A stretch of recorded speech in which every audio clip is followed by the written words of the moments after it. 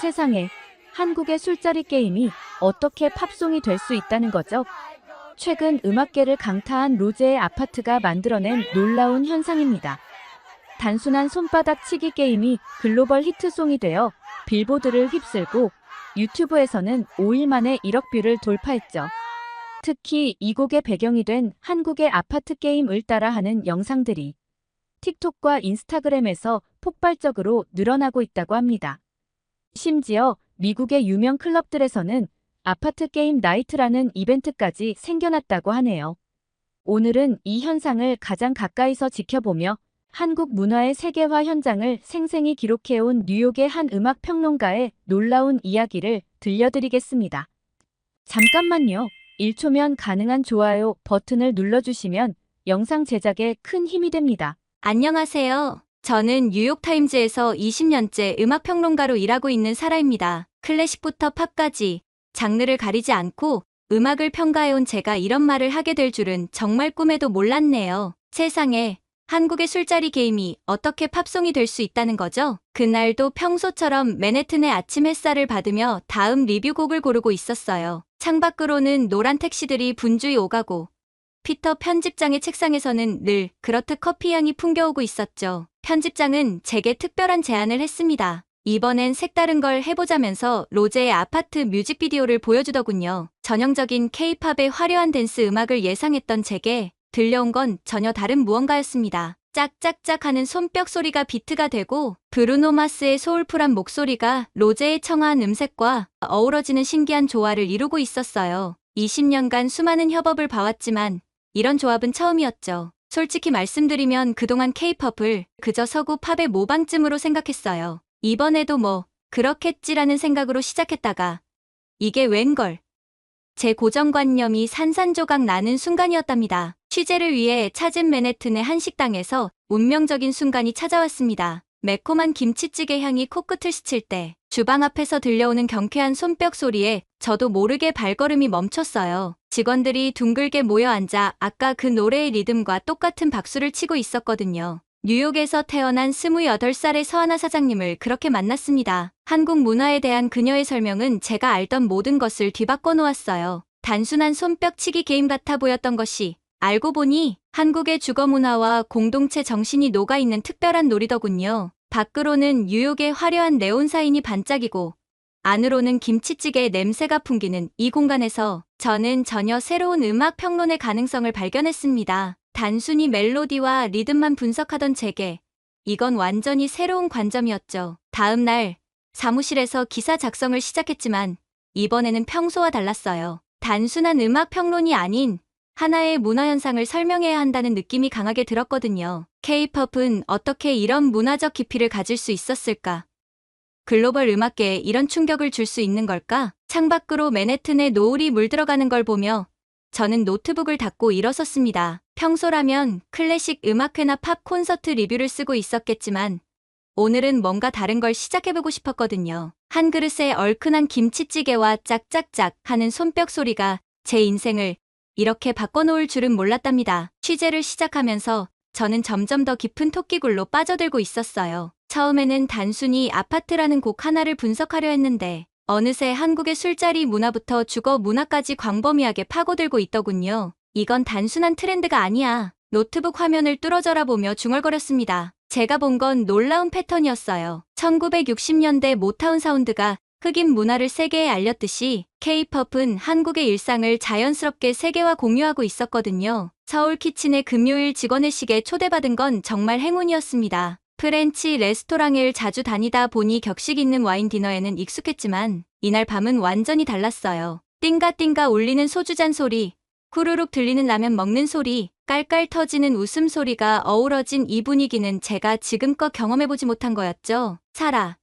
이게 바로 우리 문화예요. 서하나 사장님의 설명은 흥미로웠습니다. 술집에서도 할 수 있는 단순한 게임들이 어느새 한국 특유의 커뮤니케이션 문화로 발전했다는 거였죠. 손뼉치기, 구음 내기 같은 단순한 동작들이 모여 하나의 문화를 이루는 과정이 마치 음악의 발전과도 비슷해 보였어요. 우연한 기회로 아파트 프로젝트의 프로듀서를 만나게 된 건 더욱 놀라운 일이었습니다. 31살의 아시아계 미국인인 그녀는 K-팝이 숨겨진 매력을 꿰뚫고 있었어요. 처음에는 저도 이해할 수 없었어요. 이렇게 단순한 게임이 어떻게 음악이 될 수 있을까? 하지만 직접 경험해보니 깨달았죠. 이게 바로 K-팝의 힘이라는 걸요. 제시카의 말은 제 고정관념을 완전히 바꿔놓았어요. K-팝은 단순한 음악 장르가 아닌 문화적 코드와 일상의 즐거움을 세련되게 담아내는 새로운 형태의 예술이었던 거죠. 취재를 거듭할수록 더 놀라운 사실들이 발견됐습니다. 아파트 게임은 한국의 고층 아파트 문화와도 연결되어 있었고, 술자리 문화는 바쁜 현대인들의 소통 창구 역할을 했더군요.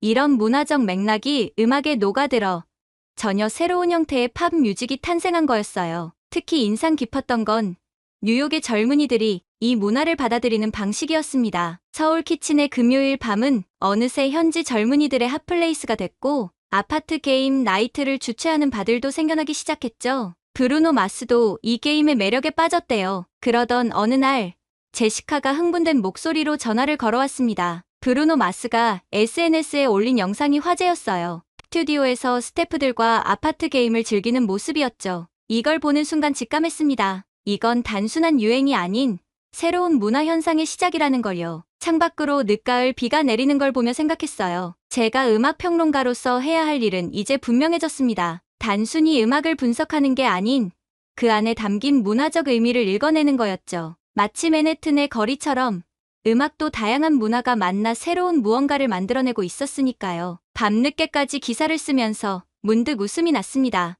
누가 알았을까요?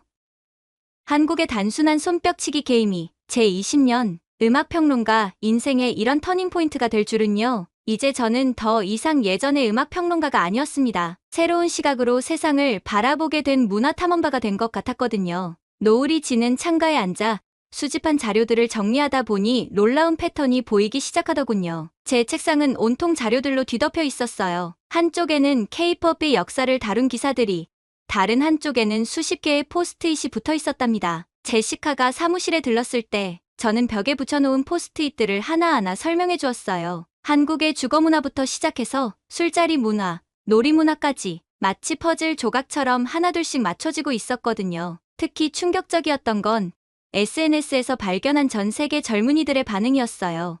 팝맨 게임 해시태그로 올라오는 영상들을 보면서 깨달았죠. 이건 더 이상 한국만의 문화가 아니라는 걸요. 프랑스의 카페에서, 브라질의 해변에서, 심지어 아프리카의 작은 마을에서도 손뼉 소리와 웃음소리가 울려 퍼지고 있었답니다. 취재 중에 특이한 현상을 발견했어요. 빌보드 차트를 분석하다 보니 아파트는 단순한 히트곡이 아니었어요. 40개국 차트 1위라는 숫자 너머에 더 중요한 무언가가 있었습니다. 바로 문화적 공감대였죠. 이제 좀 이해가 되시나요? 제시카의 질문에 고개를 끄덕이며 저는 지난 20년간의 제 음악평론 인생을 돌아보게 됐어요. 제가 얼마나 좁은 시각으로 음악을 바라보고 있었는지 깨달았거든요. 음악은 단순한 소리의 조합이 아니었어요. 그건 문화였고, 소통이었고, 공감이었죠. 취재를 위해 참석한 뉴욕 한인회의 행사에서는 더 놀라운 광경을 목격했답니다. 교포 2세들과 현지 미국인들이 함께 어울려 아파트 게임을 하는 모습이었죠. 언어도, 문화도 달랐지만 게임이 시작되자 모두가 하나가 되는 듯했어요. 체급 차이가 있는 복싱 선수들처럼 K-팝은 자신만의 독특한 전략으로 세계 음악 시장에서 승부를 걸고 있었습니다. 화려한 퍼포먼스나 강렬한 비트가 아닌 일상의 소소한 즐거움을 무기로 삼은 거죠. 그리고 그 전략은 놀랍게도 통하고 있었어요. 사라, 지금 브루노 마스 인터뷰 영상 보셨어요? 편집장의 말에 모니터를 봤더니 브루노 마스가 진행자와 즐겁게 아파트 게임을 하고 있었어요. 그가 인터뷰에서 한 말이 특히 인상적이었습니다. 이건 단순한 게임이 아니에요. 우리가 잃어버린 순수한 즐거움이죠. 함께 웃고 함께 즐기는 그런 거요. 차가운 가을비가 내리는 밤, 서울 키친에서 마주한 광경은 제 기사의 방향을 결정짓게 했어요. 현지 대학생들이 자발적으로 모여 아파트 게임 나이트를 즐기고 있었거든요. 그들에게 이건 더 이상 한국의 게임이 아닌 우리의 문화가 되어 있었죠. 노트북을 펼쳐 기사를 쓰기 시작했어요. 이번엔 평소와는 다른 관점으로요. 단순한 음악 평론이 아닌 문화의 힘과 소통의 가치를 이야기하고 싶었거든요. 뉴욕의 늦가을 하늘 아래 저는 드디어 제가 찾던 진짜 이야기를 발견한 것 같았습니다. 그리고 그 이야기의 중심에는 단순하지만 특별한 손뼉 소리가 울리고 있었죠. 저의 아파트 기사가 뉴욕타임즈 온라인판에서 화제가 되던 그때 일본의 유명 음악 저널 제이사운드에서 도발적인 기사가 하나 실렸어요. 단순한 게임이 음악이 될 수 있나? K-팝의 허상을 벗기다라는 제목이었죠. 그런데 이게 웬걸. 오히려 이 기사 덕분에 아파트는 더 큰 주목을 받게 됐습니다. 유명한 음악 평론가 다카하시 켄지는 히카루 우타다와 저스틴 비버의 2017년 협업곡을 예로 들며 동서양의 문화적 결합은 한계가 있다고 주장했지만 현실은 정반대로 흘러가고 있었거든요. 이건 단순한 콜라보레이션과는 달라요. 제시카의 말처럼 아파트는 단순한 음악적 협업이 아니었어요. 그래서 저는 바로 답변 기사를 썼죠. 왜 아파트는 성공했나 문화가 된 K-팝이라는 제목으로요. 제가 주목한 건 서울키친에서 매일 밤 벌어지는 광경이었어요. 평범한 뉴요커들이 자연스럽게 한국의 놀이문화를 받아들이고 즐기는 모습이요. K-팝을 들으며 게임을 하고 그러다 술자리 게임을 배우고 한국식 회식 문화에 관심을 갖게 되는 과정이 정말 흥미로웠거든요. 사라. 요즘 우리 가게가 많이 달라졌죠? 서하나 사장님의 말씀처럼 서울키친의 분위기는 확실히 달라져 있었어요. 예전에는 주로 한인들이나 아시아계 손님들이 많았는데 이제는 다양한 인종의 젊은이들로 가득했죠. 특히 금요일 저녁이 피크였어요. 음악 차트의 변화도 놀라웠습니다. 스포티파이 글로벌 차트에서 아파트는 40개국 1위를 기록했고 브루노 마스의 SNS는 한국 문화 관련 콘텐츠로 가득 찼어요. 특히 그가 태극기를 들고 아파트 게임을 하는 영상이 화제가 되면서 미국 내 K-팝의 위상은 더욱 높아졌답니다. 특히 놀라웠던 건 이 성공이 대규모 프로모션 없이 이뤄졌다는 점이었죠. SNS를 통해 자연스럽게 퍼져나간 입소문의 힘이었답니다. 이제 보니 한국 문화에는 뭔가 특별한 게 있어요. 피터 편집장의 말에 고개를 끄덕였어요. 한국 문화의 특별함은 바로 일상의 즐거움을 누구나 공감할 수 있는 방식으로 풀어내는 데 있었거든요. 아파트 게임은 그저 손뼉치기였지만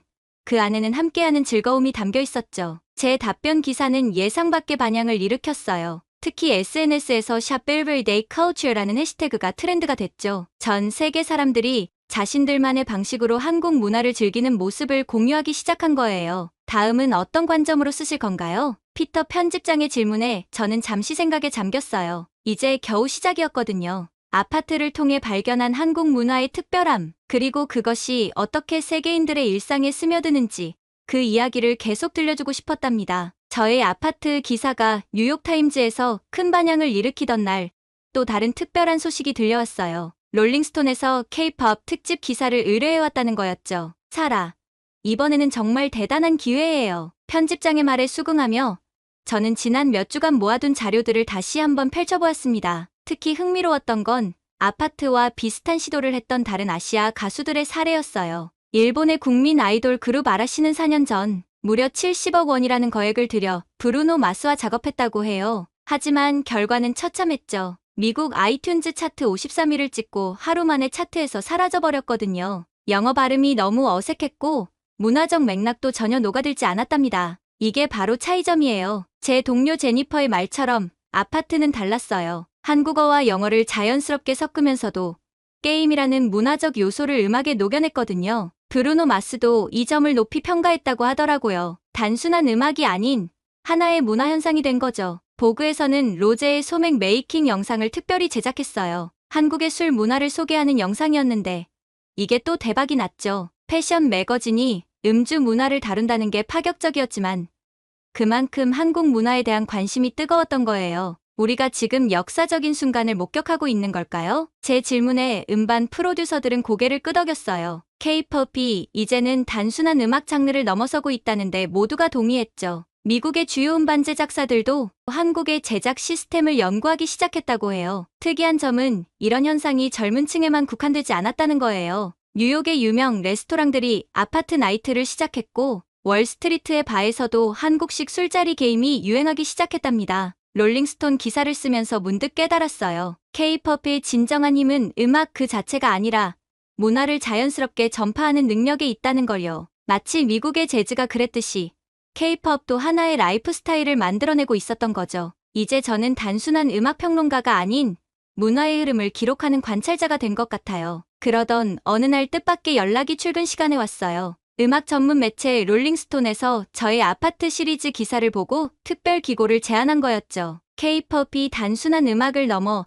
어떻게 새로운 문화 현상이 되어가는지 다루는 내용이었습니다. 사라 씨, 이번엔 좀 더 큰 그림을 그려보는 게 어떨까요? 편집장의 제안은 매력적이었어요. 보그에서도 로제의 아파트를 펑크의 새로운 즐거움이라고 극찬했다는 소식이 들려왔고, 패션계에서도 이 현상에 주목하기 시작했거든요. 특히 흥미로웠던 건 파리 패션위크 백스테이지에서 일어난 일이었어요. 세계적인 명품 브랜드 생로랑의 쇼가 끝난 후 최정상급 모델들이 아파트 게임에 빠져 시간 가는 줄 모르고 즐기는 영상이 SNS를 뜨겁게 달궜다는 거죠. 이제는 정말 글로벌 현상이 된 것 같아요. 제시카의 말에 깊이 공감했어요. 로제가 보그 유튜브 채널에서 소맥 제조법을 시연하는 영상이 화제가 되고, 그녀가 좋아하는 마른 오징어 안주 이야기까지 세계인의 관심을 끌게 될 줄이야. 취재를 하면서 발견한 더 놀라운 사실은 음악업계의 변화였어요. 주요 레이블들이 K-팝 스타일의 트레이닝 시스템을 도입하기 시작했고, 소셜미디어 전략도 한국식으로 바꾸고 있었답니다. 사라,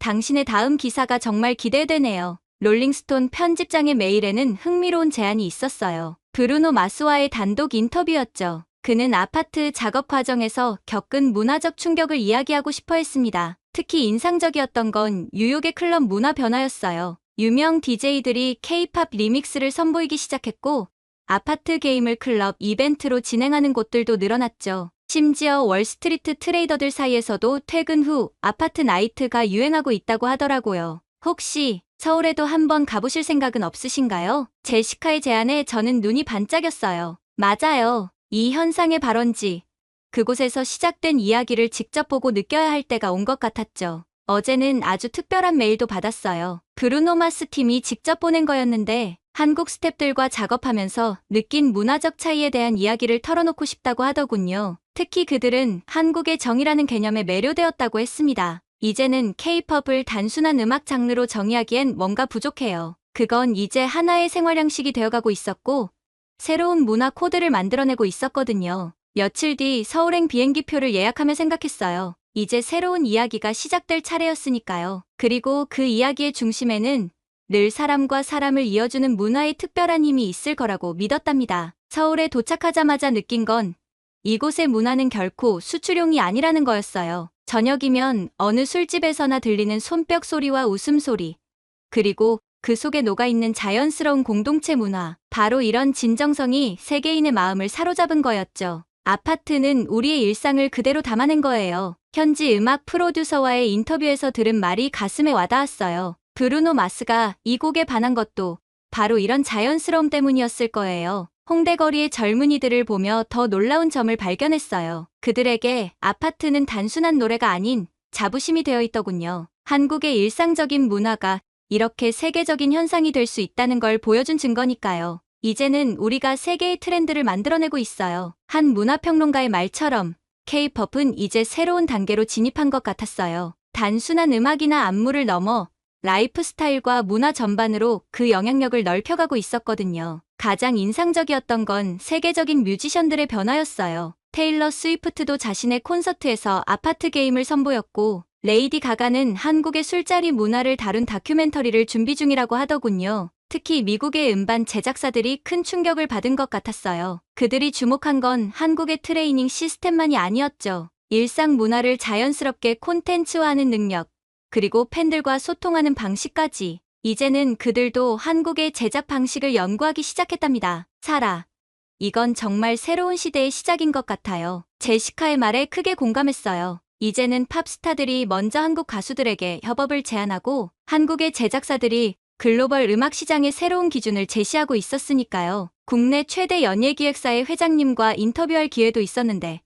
그분의 말씀이 특히 인상적이었어요. 우리는 단순히 음악을 파는 게 아닙니다. 한국인의 감성과 일상, 그리고 우리만의 특별한 문화를 세계화 나누는 거죠. 서울의 밤거리를 걸으며 취재 노트를 정리하던 중 문득 깨달음이 찾아왔어요. K-팝의 진정한 힘은 음악성이나 퍼포먼스가 아닌 문화를 자연스럽게 전달하는 능력에 있었던 거죠. 롤링스톤 기사의 마지막 문장을 쓰면서 저는 새로운 확신을 갖게 됐어요. 이제 음악 평론가로서 저의 역할도 달라져야 한다는 거죠. 단순히 음악만 보는 게 아니라 그 안에 담긴 문화적 의미와 시대적 가치를 읽어내는 것, 그게 바로 제가 해야 할 일이었답니다. 뉴욕으로 돌아온 뒤 제 책상에는 여전히 서울에서 가져온 취재 노트가 놓여 있었죠. 그러던 어느 날 피터 편집장으로부터 연락이 왔어요. 제게 제안한 건 뉴욕타임즈의 새로운 코너였어요. Cultural Wave, K-컬처 리포트, 한국 문화를 전문적으로 다루는 고정 칼럼이었죠. 그동안의 제 기사들이 엄청난 반응을 얻었다면서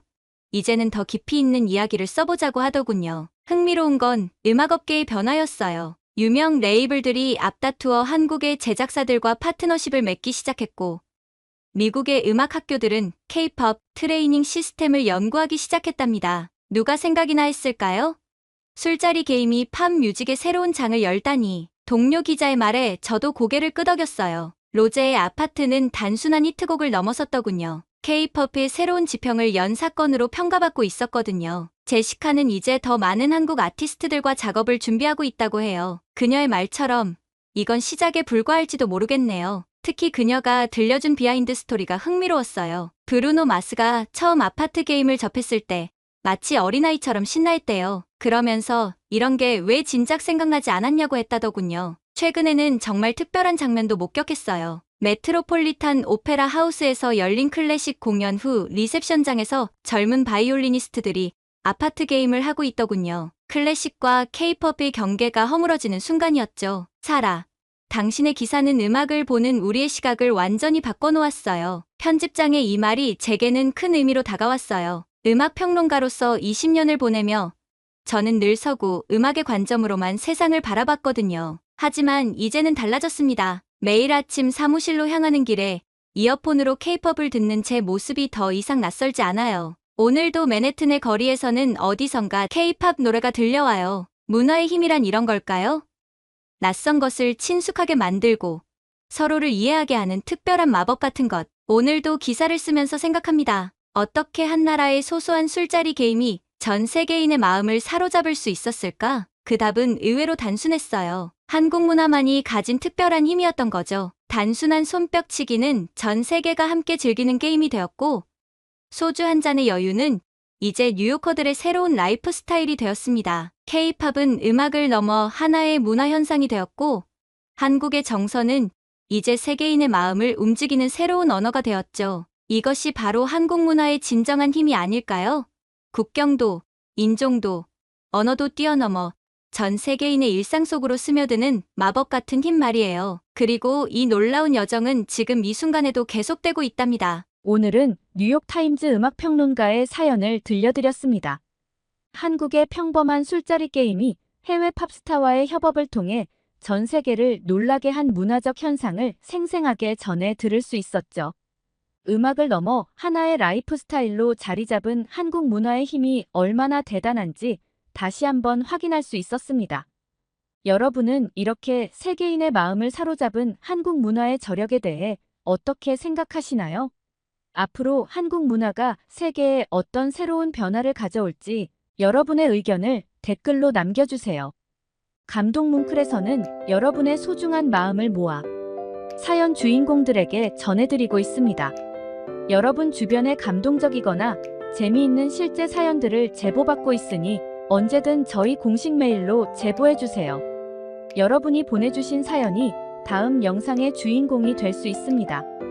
오늘 들려드린 사연이 마음에 드셨다면 구독과 좋아요 눌러주시고 주변 분들과도 공유해주세요. 여러분의 작은 관심과 응원이 더욱 좋은 콘텐츠를 만드는데 큰 힘이 됩니다. 이상 감동 뭉클이었습니다. 끝까지 시청해주셔서 감사합니다. 다음에 더 감동적인 사연으로 찾아뵙겠습니다.